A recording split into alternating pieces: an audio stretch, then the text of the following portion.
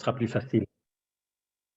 Yofi, bonsoir à toutes et à tous. On est très contents. Grâce à Midrashet Yehuda Manito, on a le plaisir de retrouver le professeur Noir Dana Picard pour continuer dans les écrits et les clés du Maral de Prague. Bechavod. Ok, merci beaucoup. Je ne sais pas si je dois dire Erev Tov, Acharat Sarayim Tovim, comme vous voulez. Johan, sois prudent au volant. On va sauter loin en avant dans Netzach Israël. Bon, on sait très bien que dans le cadre de nos rencontres, on peut pas lire, si on prend tout le livre et qu'on essaie de lire tous les chapitres l'un derrière l'autre exactement dans l'ordre, ça va nous prendre des années. C'est vrai comme on dit en hébreu, davar. Mais bon, peu importe, on va quand même sauter un petit peu en avant, un petit peu beaucoup d'ailleurs, puisqu'on était au chapitre 11 et qu'on va sauter au chapitre 32. C'est une très bonne chose, parce que 32, c'est l'Ève, c'est le cœur, donc c'est quelque chose d'extraordinairement important. Pourquoi? Pas parce que les chapitres ne sont pas si importants que cela, mais il y a là quelque chose de tout à fait particulier dans ce que va développer le Maharal dans ce chapitre. C'est quelque chose qui est lié à certains textes de Gemara que certains connaissent, qu'on a entendus, qu'on les a racontés à la faveur de tel ou tel dracha au Bet Knesset, où on sait quelques petites choses à ce sujet, mais on n'a probablement jamais eu l'occasion de les regarder. Alors, ça ne veut pas dire que maintenant on va tout savoir, mais enfin, on va quand même regarder un petit peu ces choses-là. Et on va commencer d'ailleurs par ces textes-là de la Gemara, avant même de commencer l'étude du chapitre 32 du Maharal. Bon, suivant la façon dont on avance maintenant, on verra, peut-être qu'on y arrivera quand même à étudier quelques lignes au début du chapitre du Maharal, sinon c'est pas très grave, on le fera la semaine prochaine, pardon, pas la semaine prochaine, la fois d'après, mais bon, on va voir. Le texte que vous avez sous les yeux, c'est une Gemara qui est, comme vous allez pouvoir le voir très très vite, c'est dans Masechet Sanhedrin, au Perek Chelek. Le Perek Chelek est très très connu. C'était le 11e chapitre, vous le voyez, d'ailleurs c'est marqué Perek Ahad Asar, c'est le 11e chapitre de la Gemara Sanhedrin. Pour une raison que je ne connais pas, la Mishnah et la Gemara ont les deux derniers chapitres en sens inverse. C'est-à-dire que ce qui est le 10e chapitre de la Mishnah Sanhedrin, c'est celui-là, c'est le Perek Chelek, et il apparaît en 11e chapitre dans la Gemara Sanhedrin.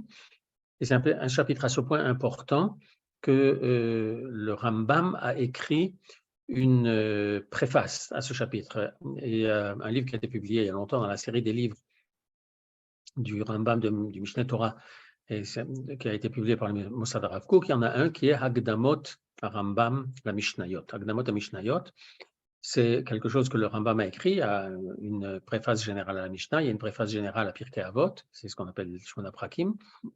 Et il y a une préface particulière pour le Perek Chelek.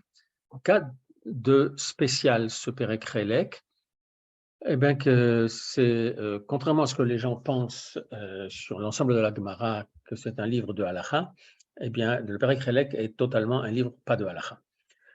Mais les principes fondamentaux de la Emouna sont là, sont dans ce chapitre-là. C'est donc un chapitre qui est extrêmement important à étudier.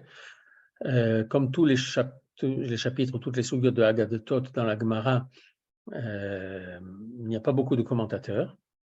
Alors bon, on va trouver Rashi, on va trouver Tosfot, oui, ça oui, encore vous pouvez voir repérer ici, ne serait-ce que dans le graphisme, qu'il n'y a que Rashi. Et puis il y en a quelques-uns qu'on va retrouver dans le En Yaakov. Et puis évidemment, il y a le Maharal qui commente ce genre de choses-là. Alors, il y a dans Chidushé Haggadot, un des livres du Maharal, qui est les Chidushim, les commentaires qu'il écrit sur les Haggadotot du Shas. Mais nous sommes dans Netzach Israël et le Maharal va faire état de quelque chose qui apparaît dans ces Gemarot-là. Alors, on va évidemment pas lire toute la page, on va regarder un petit peu en bas. On va commencer par là et vous repérerez après, quand on arrivera à ce fameux chapitre 32 du Maharal, que c'est sur ces lignes-là que s'ouvre le fameux chapitre 32. Mais on va les lire pour l'instant dans la Gemara parce que c'est quelque chose qui peut être intéressant. Là, on va le lire, mais laisser la question ouverte et après passer à autre chose dans la Gemara elle-même. Amarle Rav Nachman le Rav Yitzhak, ce sont les lignes qui sont surlignées en jaune. Amarle Rav Nachman le Rav Yitzhak, donc Rav Nachman pose une question à Rav Yitzhak. Mi shamia lecha emat ate barnafle. Est-ce que tu as entendu quand va venir l'avorton? Amarle, man barnafle. Et alors, Rabbi Yitzhak demande à Rav Nachman, qui appelles-tu l'avorton? Amarle, Rav Nachman répond à Rav Yitzhak, Mashiach. C'est le Mashiach qui l'appelle comme cela. Mashiach, barnafle, karitle. Tu appelles le Mashiach avorton? Amarle, in, oui. Dirtiv, ainsi qu'il est écrit, Bayom Haou, c'est un verset dans les prophètes, Bayom Haou, Hakim, Hakim, je suis passé là où il ne fallait pas, Hakim et Soukat David Anofalet. Je redresserai la souka de David qui est en train de tomber. Alors c'est un verset, on le rencontre d'ailleurs quelquefois quand on le dit une fois dans l'année dans une haftara, on le dit aussi dans le Birkat Amazon à Sukkot. Le Maharal en parlera bien plus loin, après le chapitre 32, plus on y arrivera. Le Maharal va expliquer pourquoi le peuple juif est comparé à une souka qui tombe. Je ne vais quand même pas vous laisser sur votre faim, vous empêcher de dormir pendant 15 jours, mais le Maharal va nous dire là-bas que la différence qu'il y a entre souka et une maison, c'est que lorsqu'une maison s'effondre et qu'on la reconstruit, en réalité, on ne reconstruit pas la maison, on en construit une autre. Alors que quand une souka tombe, c'est la même souka que l'on redresse. Et donc, s'agissant du peuple juif, à l'encontre de ce qu'ont dit les chrétiens, que Dieu s'est fâché contre le peuple juif parce qu'ils n'ont pas accompli sa parole et autres, et donc il les a rejetés complètement, et il a pris un autre peuple, et eux sont le Vérus Israël, sont le vrai Israël. Il dit c'est faux. Il peut arriver qu'Israël tombe, qu'il passe des fautes. Oui, fauter, ça s'appelle en hébreu souvent, ça s'appelle tomber. Mais malgré tout, c'est le même peuple juif qui va être redressé. Et c'est pour cela que là, il y a une racine commune. Oui, j'ai traduit barnaflé par avorton parce qu'en fait, c'est le seul mot dont je dispose en français pour traduire barnaflé. Mais barnaflé, on veut dire, en réalité, ça veut dire celui qui tombe. De la même façon qu'un avorton tombe de là où il devrait être, où il aurait dû rester. Et l'oalen velo alechem, lorsque la femme fait ce qu'on appelle une fausse couche, c'est donc quelque chose est avorté et s'en va. Et alors là, Yitzhak ne dit pas que le Mashiach est vraiment un avorton, mais il veut simplement, il l'appelle de cette façon-là à cause de l'appellation Barnaflé, l'Ipol. On aurait pu comprendre que Néphilim, c'est aussi quelquefois les géants, mais non, c'est pas de ça qu'il est question. Bon, ça fait quand même une comparaison un petit peu curieuse. On a compris pourquoi la souka et pourquoi le peuple juif peut être comparé à une souka, mais on peut avoir quand même du mal à appeler le Mashiach comme ça. Bien, voilà, maintenant vous avez sous les yeux un autre texte de Gemara. C'est aussi dans Masechet Sota. Ceux qui étudient le Daf Yomi ont terminé Masechet Sota il y a à peu près 3 semaines et demie. Et la Gemara se terminait justement avec les quelques lignes que je veux vous montrer là. Alors, les premières lignes que nous avions vues étaient dans Sanhedrin. Là, j'ai sauté vers, si je puis dire, vers Sota. Je reviendrai à Sanhedrin tout à l'heure. Rabbi Pinchas ben Yair Omer. Alors, Rabbi Pinchas ben Yair est un Talmid Chacham de très, très grande envergure. J'imagine que vous avez entendu parler de la Braïta de Rabbi Pinchas ben Yair. C'est cette Braïta-là qui donne le cadre, la structure du livre Mesilat Yesharim, le sentier de rectitude, c'est comme ça que ça se traduit en français. On nous raconte beaucoup de choses au sujet de Rabbi Pinchas ben Yair. En particulier, on nous parle de l'âne de Rabbi Pinchas ben Yair, à qui on avait servi à manger. Servi à manger, ça veut dire qu'on lui a donné de la paille, parce qu'un âne est capable de manger, et il a refusé de manger.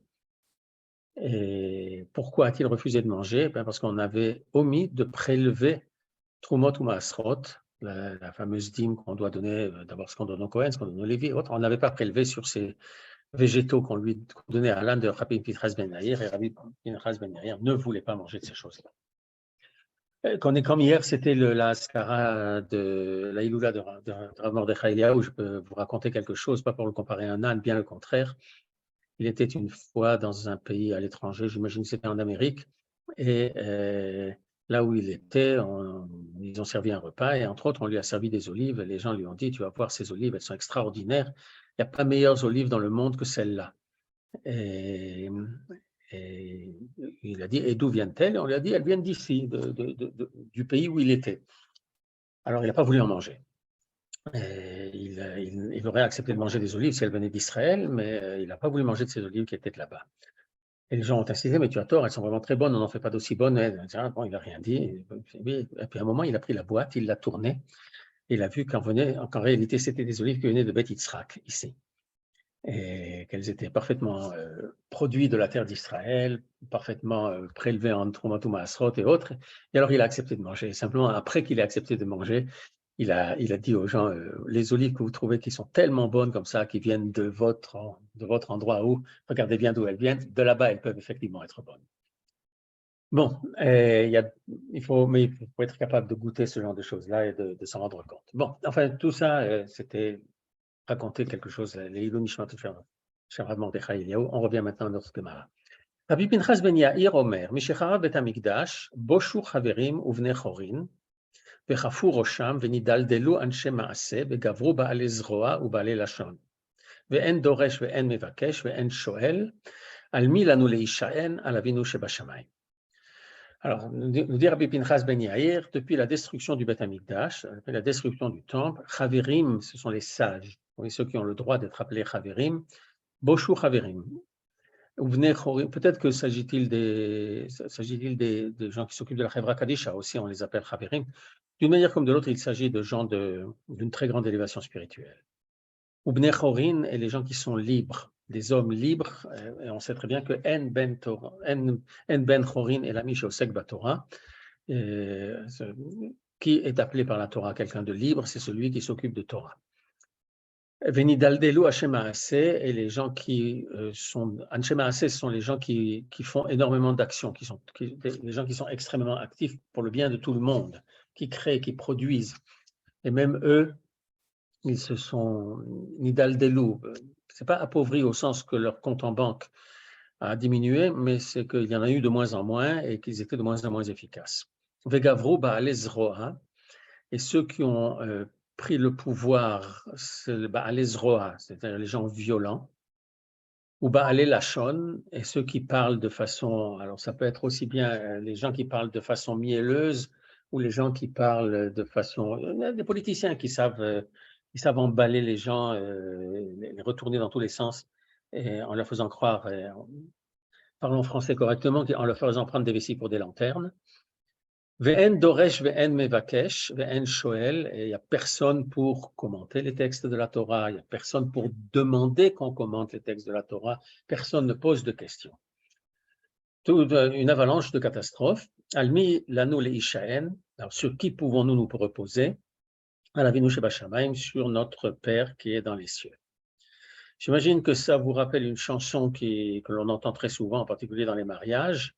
Anachnu ma'aminim bene ma'aminim. Oui, Anachnu ma'aminim bene ma'aminim, ve'en lanu al mi leishaen. Excusez-moi une petite minute.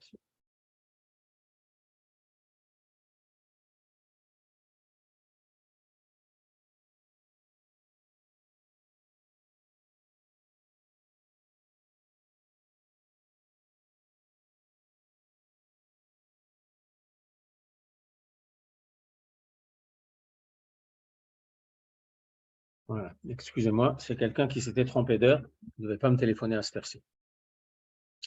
Et bon, donc, cette chanson-là, Ve'en lanu al mi leishaen. Ils disent, nous sommes des croyants, fils de croyants, et nous n'avons personne sur qui nous reposer, si ce n'est sur notre Père qui est dans les cieux. J'ai la faiblesse de prendre cette chanson-là comme Shira.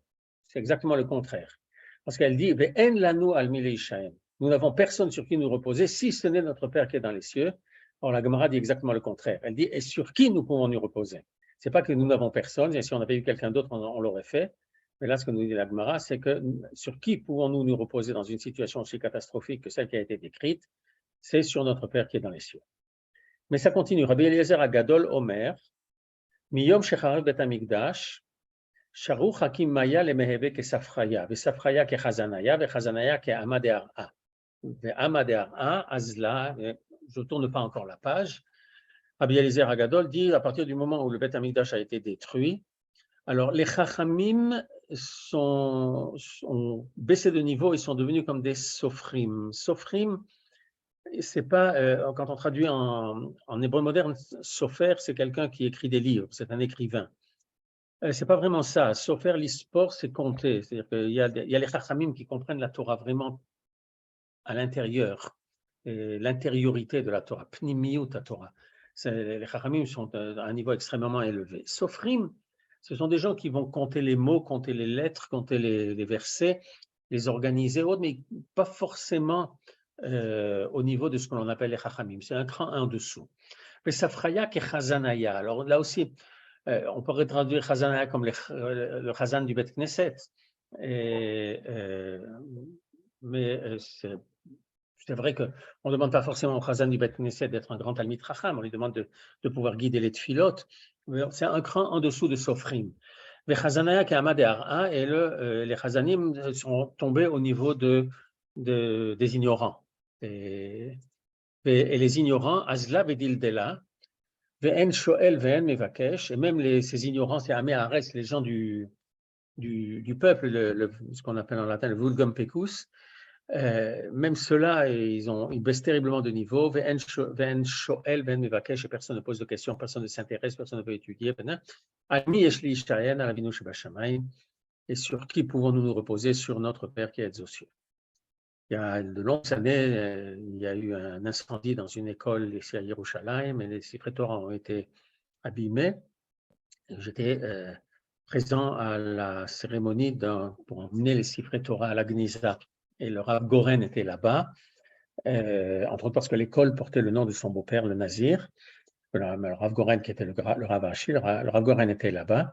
Et puis il parlait avec un des rabbanim avec qui j'étudie, et puis parlant de la situation qui prévalait à cette époque-là dans le pays, il a dit Almi yesh leishaen alavinu shebashamayim. Et ce Rav avec qui il parlait lui dit Aval harav zot klala. Il dit mais c'est une malédiction ça.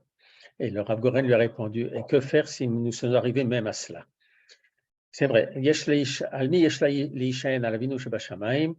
Ça veut dire que nous ne sommes pas capables de faire le travail. On l'a bien vu avec ceux qui sont les Chachamim qui deviennent des Sofrim, les Sofrim des Chazanim, les Chazanim des Amé Haaretz. Ça veut dire qu'il y a une baisse de niveau complète et qu'on ne sait plus très bien où on va ni ce qu'on fait. Et donc, on n'a pas le choix que de demander à Kadosh Baruch Hu, sors-nous de là. Vous vous souvenez, on en avait parlé, je pense, la dernière fois ou la fois d'avant. Demander à Kadosh Baruch Hu de faire un miracle, ce n'est pas vraiment la meilleure chose. C'est Akadosh Baruch Hu, on l'avait dit sur l'autre texte de la Gemara, qui est que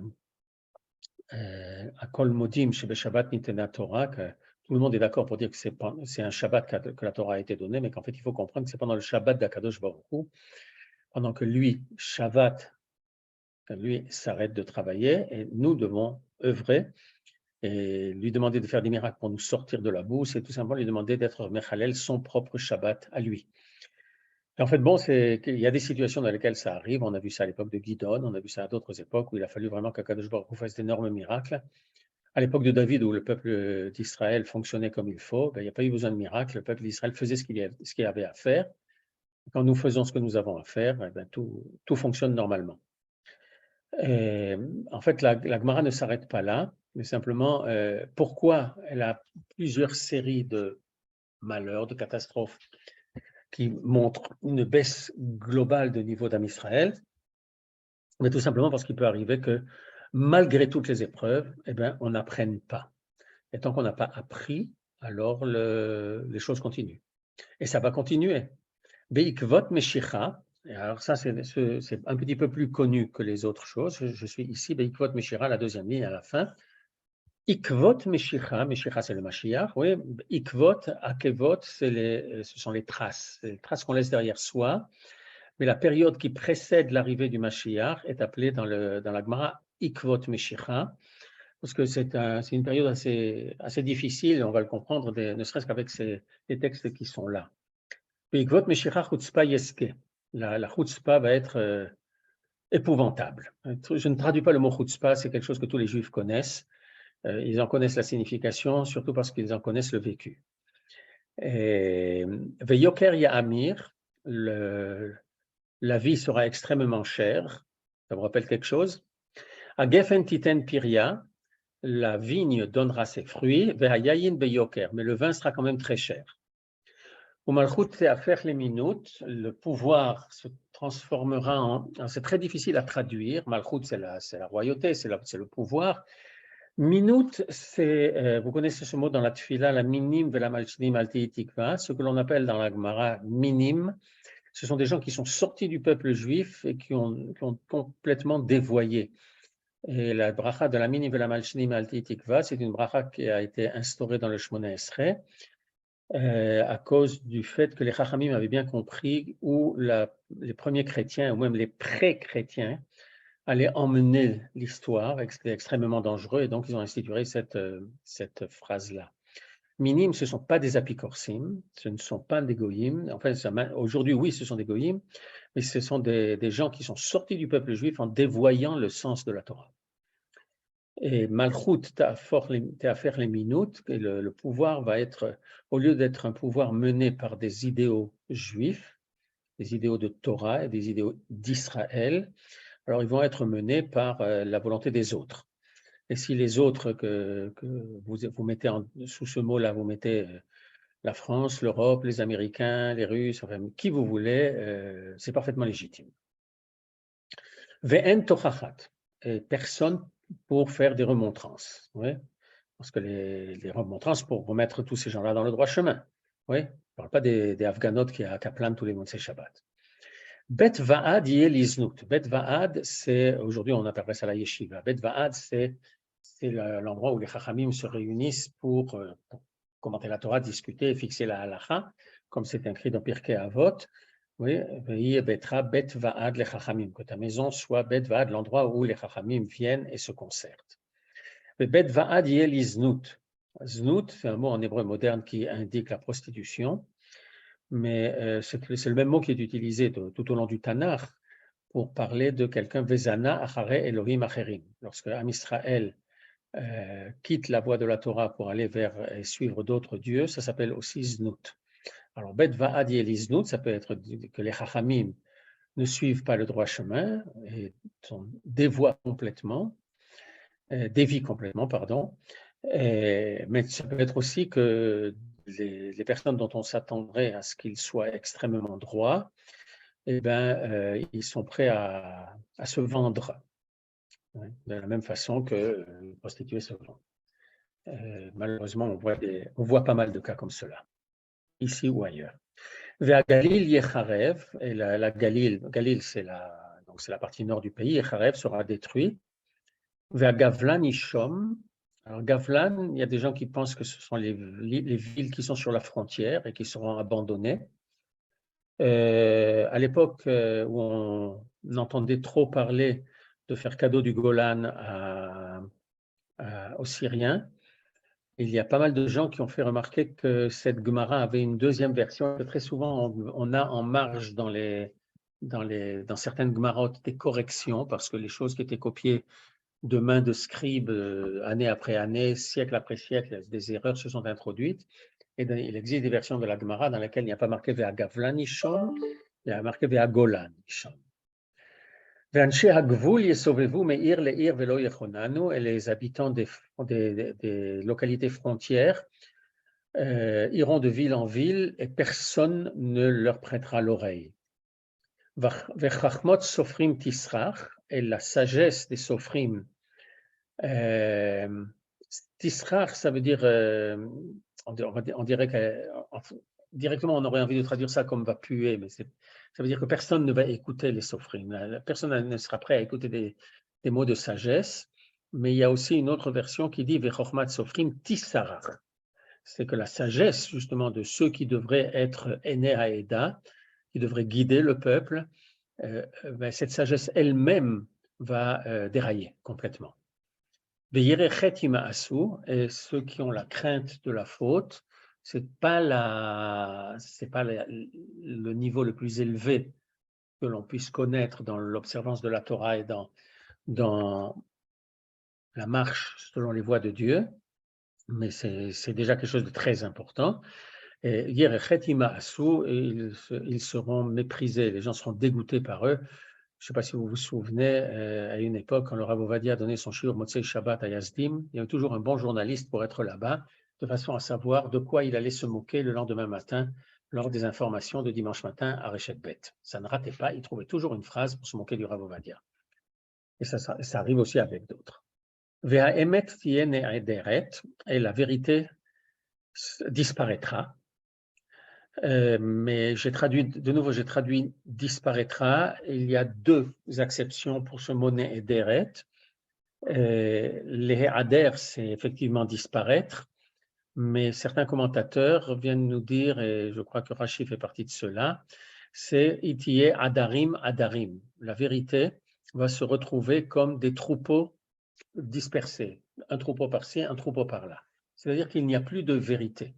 Oui, un peu ce que le monde universitaire un peu partout dans le monde professe, c'est qu'il n'y a pas de vérité absolue, on remet tout en question, on doute de tout, et en vérité, et ce qui est vérité, c'est ce que moi je dis parce que je l'ai démontré avec mes éléments à moi.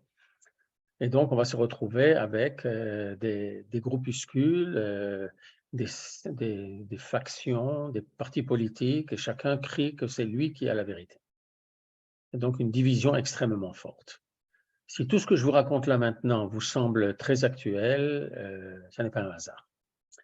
Pnei Zekenim Yalbinu, les sages, Zekenim, ce n'est pas seulement les personnes âgées, mais ils vont blanchir de soucis. Ils vont blanchir parce qu'on va leur faire honte, parce qu'on ne va pas s'occuper d'eux, parce qu'on ne va pas respecter les anciens. Zkenim ya'amdu mipnei ktanim. Ce sont les anciens qui se lèveront pour faire la place aux jeunes. Ben menavel av, un fils va porter atteinte à son père. Et bat kama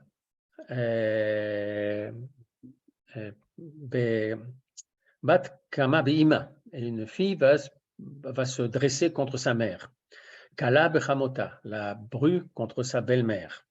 Oive ish anshe bieto. Les ennemis d'une personne, ce sont tout simplement ses familiers, ses commensaux, les gens de sa maison. Pene hador ki pene hakelev, la face de la génération ressemblera à celle d'un chien. Aben eno mitbayesh me'aviv, le fils n'a pas honte devant son père. Ve'alma yesh lanu leishaen alavinu shebashamayim, et sur quoi faut-il se reposer? Sur notre Père qui est aux cieux. Il y a peut-être une erreur, ça ne devrait pas être Alma et Almi, parce que Dieu n'est pas quelque chose, mais il est quelqu'un. D'un autre côté, c'est peut-être aussi une façon de dire, vous vous rendez compte à quel point on s'est éloigné de Dieu. Alors, en partie, on peut faire attention à quelque chose qui est indiqué ici. Des situations dans lesquelles on voit effectivement des jeunes qui se moquent de personnes âgées, qui ne leur laissent pas la place dans le bus ou qui quelquefois leur crachent à la figure, quelquefois même les attaquent physiquement, et on a entendu parler de ce genre de choses-là dans les informations assez fréquemment malheureusement. Mais Pnei Hador qui Pnei Hakelev, ça vient certainement nous dire autre chose. On aurait pu croire que en fait c'est ça, les gens veulent, les gens sont insupportables, s'intéressent aux choses on s'allie partout, on se garde n'importe comment, on ne respecte pas les réglementations. Enfin, je peux vous donner encore plein d'exemples. Mais en réalité, Pnei Hador qui Pnei Hakelev dit quelque chose probablement d'encore plus profond.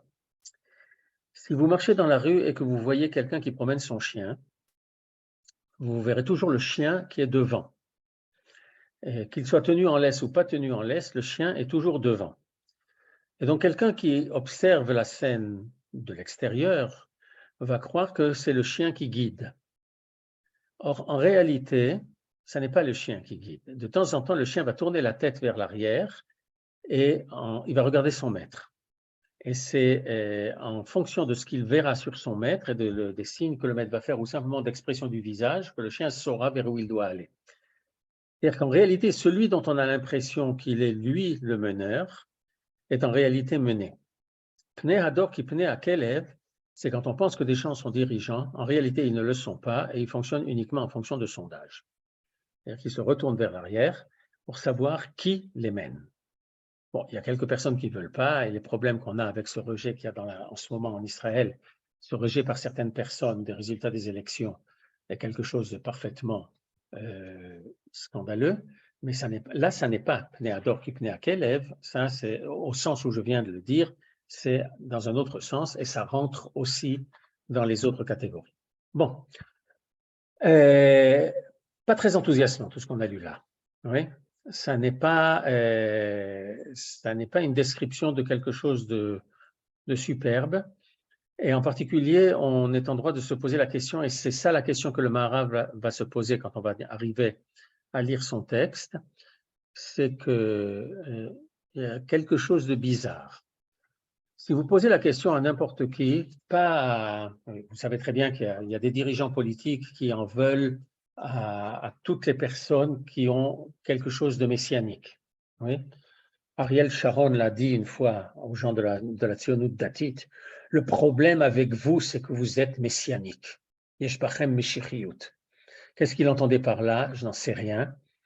C'était pas un âne, mais il y avait quand même un problème grave quelque part.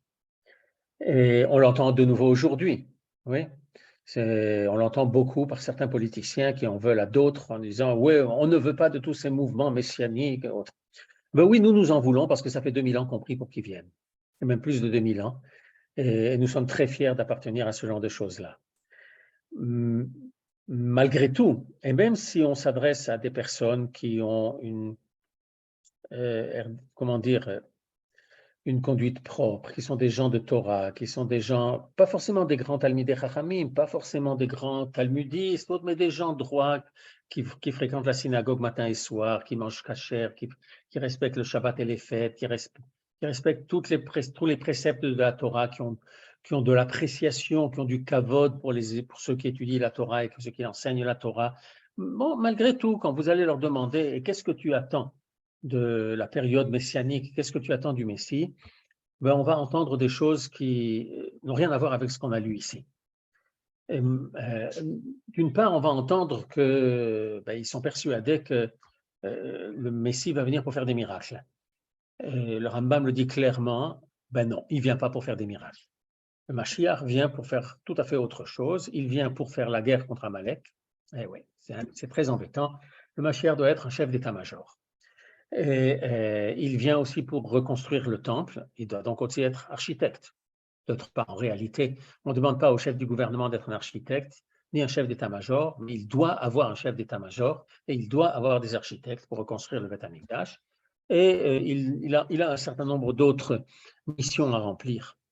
En tout cas, il n'a certainement pas à faire en sorte qu'on puisse le lendemain matin monter dans le bus et ne pas avoir à payer, ou bien aller au supermarché et pouvoir se servir sans avoir à payer à la caisse. Ça n'a strictement rien à voir avec tout ça. Malgré tout, nous sommes tous convaincus que la venue du Mashiach est quelque chose d'extrêmement positif et qu'on va donc se trouver avec un monde qui fonctionne bien mieux. Or là, on se retrouve avec une triple description, trois enchaînements de choses qui sont plus catastrophiques les unes que les autres. Quelque chose qui ressemblerait un petit peu à ce que Parashat Kitavo nous enseigne quand elle nous dit Boker Tomar Miten Erev ou Bayerev Tomar Miten Boker. Le soir, tu vas te demander qui va faire en sorte que ce soit déjà le matin, et le matin, tu vas te demander qui va faire en sorte que ce soit déjà le soir. Parce que les catastrophes seront telles que ça va être extrêmement difficile de pouvoir les supporter. Donc, c'est ça que les gens vont avoir et vont demander. Et le Maharal va poser la question, alors, pourquoi c'est comme ça? Pourquoi il y a cette façon-là de voir les choses et pourquoi c'est à ce point catastrophique? On va regarder un petit peu dans Masechet Sanhedrin, on va y revenir. On avait donc vu là, même le Mashiach n'est pas appelé par un nom extrêmement glorieux ou positif par Rabbi Yitzhak, puisqu'il l'a appelé Bar Naflé. Alors j'ai traduit par avorton, mais celui qui tombe ou autre, c'est pas très très sympathique. Et c'est à cause du verset Vayom Ahu Hakim et Suga Davin Felet. Et vous allez voir que dans Maseret Sanhedrin, avec un style un petit peu différent, la Gemara va nous dire des choses qui ressemblent très fort à ce que l'on a lu là-bas dans Maseret Sota. Et je continue donc à la première ligne, surlignée en jaune. Amarle Achi Amar Rabbi Yochanan, Dor Sheben David Ba, Bo, la génération dans laquelle vient le Ben David c'est le Mashiach Ben David. Talmidei Chachamim Mitma'atim, les sages deviennent de moins en moins nombreux, mais c'est peut-être que soit qu'ils deviennent de moins en moins nombreux, soit que leur sagesse baisse. Ve'ash'ar enehem kalot beyagon va'anachab, et le reste, eh ben, leurs yeux vont s'user à force de pleurs et de détresse. Ve'tsarot rabot, et d'énormes malheurs. Ve'gzerot kashot, et des xérot, ce sont des décrets négatifs pris à notre encontre. Mitradshot, toutes ces xérotes-là se renouvellent constamment. Rishona pkuda shnia memaheret lavo, avant même que la première soit éliminée, surmontée, la suivante arrive déjà, comme des vagues qui viennent l'une derrière l'autre. Tanu Rabanan, et nos maîtres nous ont enseigné, Shavua Sheben David Babo, Shavua, il ne s'agit pas d'une semaine, il s'agit d'une période de 7 ans.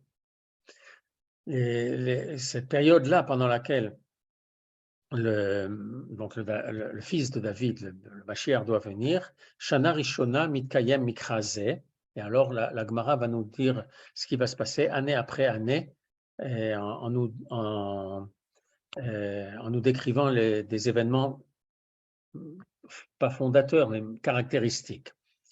Donc la première année va se réaliser le verset Vehim Tarti al Irachat ve'al Irachat lo amtir. C'est-à-dire qu'il va y avoir sécheresse à un endroit et de la pluie à un autre endroit, mais pas de façon ordonnée. Oui, même s'il y a beaucoup de pluie à un certain endroit, s'il y a la sécheresse ailleurs, c'est source de détresse. C'est une source de stress hydrique. Shnia, la deuxième année, Chitse Ra'av Mishtalechim. La deuxième année, il y aura la famine. Oui, s'il y a eu sécheresse l'année d'avant, alors il y aura de la famine parce que les endroits où il va pleuvoir ne suffiront pas à subvenir aux besoins de toute la population.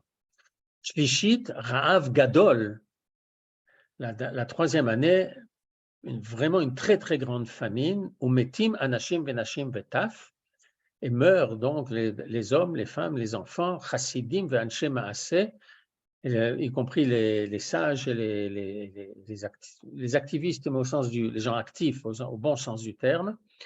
Torah mishtakachat milomdea, et la Torah est oubliée par ceux qui l'étudient, parce qu'ils sont dans un tel état de détresse qu'ils essayent d'étudier, mais ils n'arrivent pas à retenir parce qu'ils ne se sentent pas bien, ils sont malades, ils sont affamés. Bareviit sova, la quatrième année, là vraiment, plus personne n'a faim, tout le monde est repu. Aval sova ve'eno sova. Oui et non. Oui, ça arrive quelquefois qu'on mange beaucoup, mais qu'on ne soit pas rassasié. Une espèce de boulimie. Bachamishit sova gadol. Alors là, vraiment, pendant la cinquième année, vraiment, il y a une abondance énorme. Ve'ochlim ve'shotim usmechim. Et on mange, on boit et on est très heureux. Ve'torah choseret lelomdea. Et la Torah revient chez ceux qui l'étudient. Bashishit kolot, la sixième année, kolot, de quoi s'agit-il? Probablement d'énormes polémiques et on se dispute ou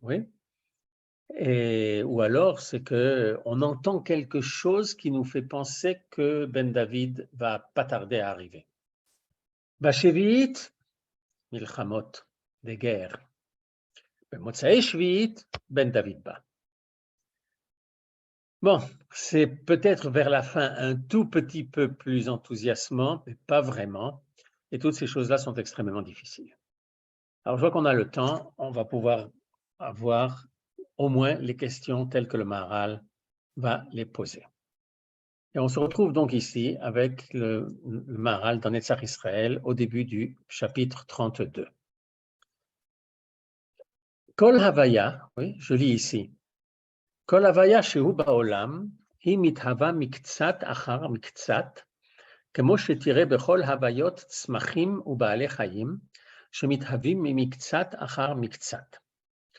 tout ce qui existe dans le monde, tout ce qui apparaît dans le monde, Havaya, c'est l'être, donc tout ce qui est dans le monde, EST, eh bien, ça arrive à l'existence, miktsat achar miktsat, petit à petit. Comme tu le vois, comme tu le vois pour tout le monde végétal et le monde animal. Quand on voit dans le monde végétal, on voit les choses pousser. On sème quelque chose dans la terre et puis il arrive un moment où ça germe et on voit quelque chose pousser au-dessus de la terre et on voit petit à petit la plante grandir. On voit des branches se faire ou des feuilles se faire, on voit des fruits arriver, mais les choses se font petit à petit. Quelquefois, petit à petit, sur une relativement longue période. Certains fruits, entre le bourgeonnement et le moment où les fruits sont mûrs et peuvent être mangés, il se passe 3 mois, mais dans d'autres cas, il peut très bien se passer 6 mois, dans d'autres cas, il peut se passer 1 an. Un étrog, par exemple. Oui. Nous sommes habitués aux étrogim qu'on nous vend pour Sukkot, et quand on essaye après Sukkot d'en faire un peu de confiture ou un peu de liqueur, on a en général beaucoup de mal et ça sort immangeable. Sauf chez certaines personnes qui connaissent bien la recette et qui ont un coup de main de bonne qualité. Dans ce cas-là, c'est intéressant. Je dois dire que la dernière fois que j'ai mangé une excellente confiture de hétrog, c'était en Corse. Il faut dire que là-bas, ils savent le faire pousser. Ils savent aussi le faire, ils font d'excellentes choses. Et il y a aussi une association d'amitié Corse-Israël d'ailleurs. Enfin bon, ce n'est pas notre sujet. Un étrog, pourquoi les étrogim que nous avons maintenant sont tellement amers? Tout simplement parce qu'on les cueille trop tôt. Si on laissait les étrogim sur l'arbre et qu'on les laisse 2 ans, ils peuvent rester 3 ans sur l'arbre, alors on aurait des étrogim de grande qualité. Et d'ailleurs, la Gemara nous le dit, puisqu'elle nous raconte un cas qui s'est passé, un événement qui s'est passé au Beth Amikdash. Un de nos rois, Yanaï, voulait être lui Kohen Gadol. Enfin, il y a eu différents cas, au moins 2 fois ou 3 fois dans la Gemara où c'est raconté que des gens ont lapidé la personne qui déviait du bon chemin, ils l'ont lapidé avec des étrogim. Donc probablement qu'à cette époque-là, déjà, on avait cueilli les étrogim aussitôt que nous le faisons nous. Mais il y a un autre endroit dans la Gemara où on nous dit qu'un problème que les pères de famille avaient à Sukkot, c'est que tout de suite après avoir pris le loulav et secoué le loulav dans les différentes directions, il arrivait que les enfants prennent le étrog et le mangent. Donc si on pouvait prendre l'étrog et le manger comme ça, c'est qu'il était effectivement de bonne qualité. Toujours est-il que ça prend du temps. Ça prend du temps chez les animaux aussi. La gestation chez les brebis, c'est peut-être 3 mois. Mais chez les éléphantes, c'est pas loin de 2 ans. Oui, les choses se font et évoluent petit à petit. Et alors le Maharal nous dit, Umeata yeshlech alishol. Donc il faudrait vraiment poser la question. Asiba shetir ebe inyan agalut eferze. Pourquoi, en cas de galout, tu vas voir le contraire? Parce que dans le cas de la gestation d'une éléphante, ou d'une vache, ou d'une brebis, ou d'une chatte, peu importe, l'évolution se fait depuis, entre guillemets, rien, vers la naissance d'un nouveau petit animal. C'est-à-dire que l'évolution se fait d'un rien vers un très bien, vers un mieux, vers une existence.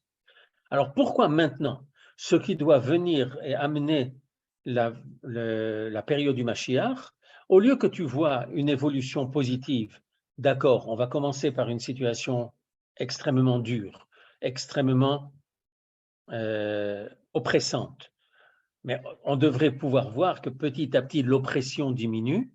Or là, on ne le voit pas. Et d'ailleurs, il y a des midrashim qui nous racontent ce genre de choses, ou des sipurim chassidim. Un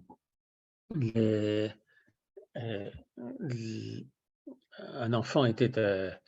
vous savez très bien que les sipurim chassidim, c'est toujours des rois et des princes avec leurs ministres, ou alors ce sont des bons juifs mais extrêmement pauvres qui circulent avec une charrette. Et donc un enfant était sur la charrette avec son père pour aller quelque part, et il a demandé à son père, Matai Magim la Médina, quand est-ce qu'on arrive? Médina, alors ça sonne bien pour nous l'État, mais dans toutes ces histoires-là, Médina, ça veut dire la ville. Et le père lui dit, quand tu verras un cimetière, tu sauras que la ville n'est pas loin. Et alors c'est vrai, les cimetières sont placés aux abords des villes, rarement en pleine ville, il y en a quelques-uns. mais ça arrive de moins en moins. Mais l'allusion qui est là-dedans, c'est aussi dire qu'à l'approche de ce qui remonte, la ville est quelque chose pour en fait la période du Mashiach, quelque chose d'établi, quelque chose de bien construit, une population qui est ensemble. Ben, quand tu verras un cimetière avant, et c'est en fait la même chose que l'on va voir dans Masechet Brachot, dans le Yerushalmi. C'est une histoire que vous avez tous entendu et même vu des tableaux qui ont été peints pour évoquer cette histoire-là, que Rabbi Chia Rabba et Rabbi Shimon ben Chalafta étaient dans la vallée de Arbel à l'approche de l'aube. Et l'un a dit à l'autre, c'est comme ça qu'est la délivrance d'Israël. D'abord, petit à petit, et plus ça avance et plus elle est claire. Bon. Tout simplement, Rabbi Chia Rabba et Rabbi Shimon ben Chalafta, je ne sais pas qui d'entre vous était déjà allé se promener du côté du Harbel. Ce n'est pas vraiment un endroit à se balader la nuit, c'est assez dangereux, il y a une falaise, c'est très très à pic tout ça. Donc on ne voit pas très bien les deux grands rabbins d'Israël aller se balader vers 4 heures du matin dans le Harbel. Mais probablement c'est parce que ce que la Gemara vient nous dire, c'est que lorsque le Sanhédrin est sorti de l'Ishkat Agazit, il est passé par 10 stations avant de complètement disparaître. La dernière, c'est Tveria.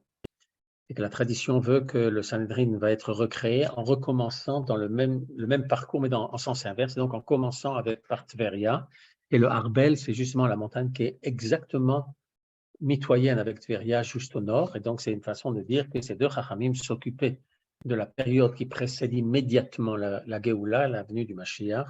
Et ils disent, ben, c'est comme la fin de la nuit. La fin de la nuit, c'est la période la plus sombre de toute la nuit. Il n'y a plus de lune, les étoiles déjà ne se montrent pas trop. Donc, c'est la période la plus sombre. Et quand tu arrives à la période la plus sombre, alors tu pourras savoir que la venue du Mashiach est proche. On va terminer juste ce petit paragraphe court du Maharal, dans lequel le Maharal dit pourquoi ça doit être comme ça. Oui. Juste avant la venue du Rédempteur, l'abaissement d'Israël sera incompréhensible, incommensurable. D'une part parce qu'eux-mêmes seront extrêmement bas, il n'y aura pratiquement plus de Torah en Israël, il n'y aura plus personne de grand en Israël. Et aussi parce que Israël sera amoindri, abaissé, avili parmi les peuples, me'od, kol sha'a yoter mima she'aya. À tout moment, pire encore que ce qui était avant, vedavar ze she'ela gdola. Et ça, c'est vraiment une très grande question. Je vais m'arrêter là, parce qu'après, le Maharal va entrer dans la réponse à la question, et on ne va pas, en fin de rencontre aujourd'hui, commencer seulement. Il y aura de belles choses dedans, oui. J'ai conscience que ce que je vous ai raconté aujourd'hui est teinté de couleurs extrêmement sombres, mais nous savons tous que ces couleurs-là, on arrivera à les surmonter. D'ailleurs, le drapeau d'Israël a justement des superbes couleurs avec son bleu et son trélet, son trélet et ce blanc. Ben, lors de nos prochaines rencontres, alors on commencera directement Bezrat Hashem Bli Neder dans les mots du Maharal lui-même pour essayer de comprendre pourquoi c'est comme cela et pourquoi c'est justement cette descente-là est porteuse d'énormément, pas d'espoir, mais d'énormément de graines et de développement positif. Voilà, je vais m'arrêter là pour aujourd'hui.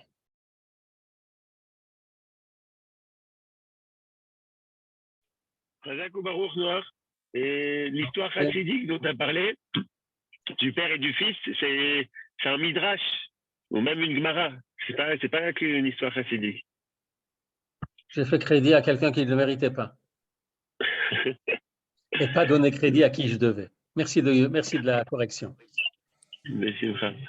Et s'il y a des questions, Bechavod, chers amis. Oui. Oui. Je suis oui. Vous venez de parler de la couleur bleue d'Israël. Oui. Et alors, justement, il me semble que dans un passage de Zohar, on parle de la couleur qui au centre de la flamme elle-même et qui est quasiment noire. Mais en fait, quand on sort du noir, il me semble observer qu'on arrive à un bleu foncé. Oui. C'est l'endroit le plus chaud de la flamme. Oui. Oui, oui. Et il y a du noir aussi? Je ne sais pas si on le voit vraiment, le noir. Il y a peut-être le noir qui est sur la mèche elle-même, mais à ma connaissance, enfin, maintenant, je parle un petit peu de physique, pas d'autre chose. Les couleurs évoluent depuis le bleu sombre vers le jaune. C'est l'indigo. Pas ça, mais oui. Je Indigo? sais Ouais, je pas si pense. c'est du bleu. C'est un bleu profond, hein? C'est un bleu C'est ça, nuit. c'est l'indigo. D'accord. C'est un bleu nuit. Et Oui, justement, je trouve le que spectre lumineux, c'est du spectre lumineux, du noir oui, jusqu'au. on parle du spectre lumineux.